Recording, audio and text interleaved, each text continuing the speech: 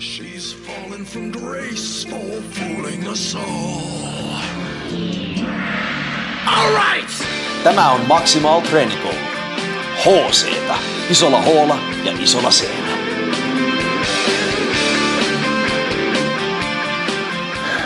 Eli pohjan nousu istuen.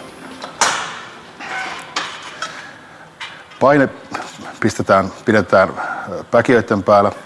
Lähdetään pitkästä venytyksestä voimakkaaseen supistukseen.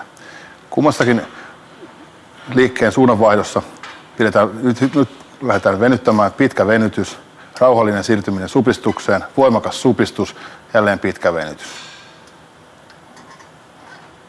Noin, vielä.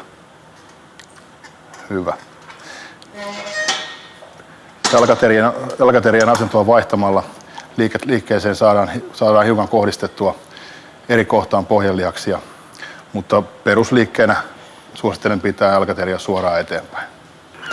Sitten voidaan tehdä pohkeille toisenlainen variaatio, pohjannousu seisten.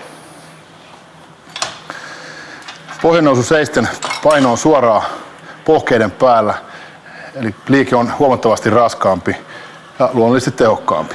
Pitkä venytys samalla tavalla, voimakas supistus, pitkä venytys, voimakas supistus. Polvi pidetään täysin lukittuna, eli jalat on suorana.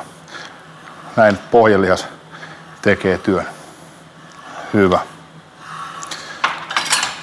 Pohje on erittäin sitkeä lihas, vaatii huomattavan määrän reeniä enemmän kuin useammat lihakset.